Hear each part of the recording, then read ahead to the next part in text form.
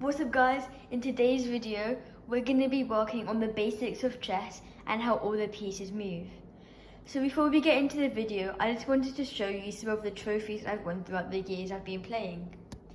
So these trophies are for the Florent CL and the Junior Florent CL that I played in. These are for all the chess challenges and the competitions I played in, and the Giga Finals and the Warwickshire Junior Grand Prix where I won. And these are all for different challenges that I've played in. And remember to subscribe to this channel and turn on post notifications and like this video. So this is the setup of a chessboard, and the white pieces always go in the square of A1 and the black pieces always go in the square of 8H. So we're going to start with how all the pieces move. First, we're going to start with all the pawns. So we've got to get all the other pieces off the board. We'll just put them to the side.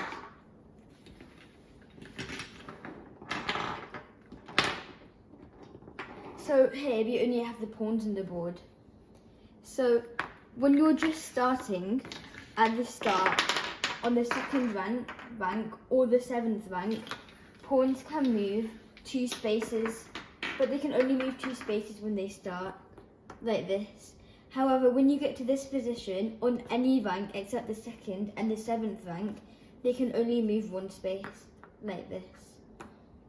So in this position, this pawn would be able to move here, and this pawn would be able to move here.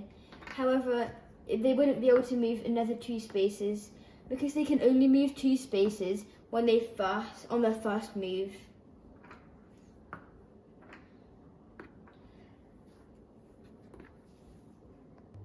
The way pawns take is diagonally.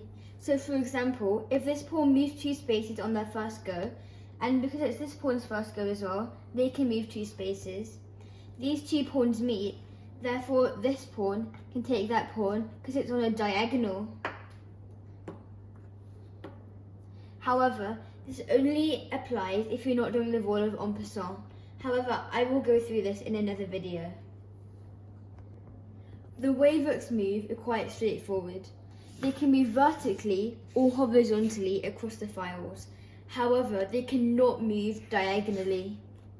The way rooks take is also quite easy. They can only take the ways they can move, horizontally or vertically. So if this rook is here and this rook is here, they would be able to take like this. Or they would be able to take like this.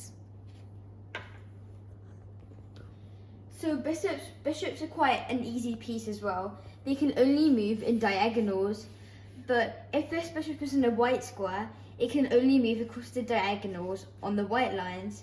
It will never be able to move onto black lines.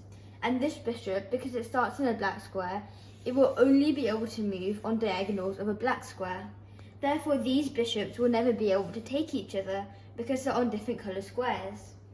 However, if you get 2 other bishops in, on different squares, these 2 are on the same colour diagonal.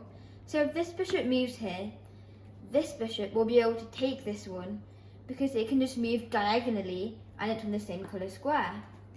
And if this bishop moves over here, this bishop will be able to take this one because it moves diagonally on the same colour square. So the knight is quite a hard piece to move. This can move in L shapes, and it also takes in L shapes, like this. However, it can only move 3 squares at a time.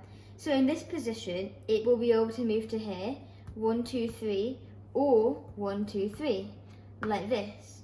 And it will be able to move to here, 1, 2, 3, or 1, 2, 3. And it will be able to move here, 1, 2, 3, or 1, 2, 3. And the same on these sides. If they want to take, they can also move in the same L shape, exactly the same, but with a piece in a square. They just take 1, 2, 3, or 1, 2, 3, like that. And in the next video, I'll tell you about an amazing game you can play, which helps you learn about how the knight moves. Personally, I think the king is the easiest piece to move in the game, as it can only move 1 square in any direction. Say if a knight was here, it would be able to take it. However, if the knight was there, it wouldn't be able to take it because that's 2 spaces, and the king can only move 1 space.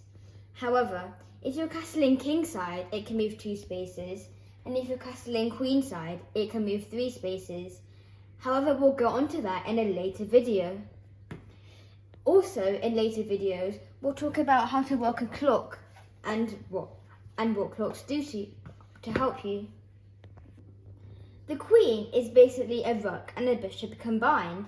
It can move the whole file vertically, the whole file horizontally, and the whole file diagonally. If a bishop was here, it would be able to take it, as well as here, and as well as here. However, if the bishop was in this position, it would also be able to take the queen, because they're on the same file and the same colour square. However, if the queen was on a black colour square and the bishop was on a white colour square, it would never be able to take the queen, because it can only move along the white diagonals.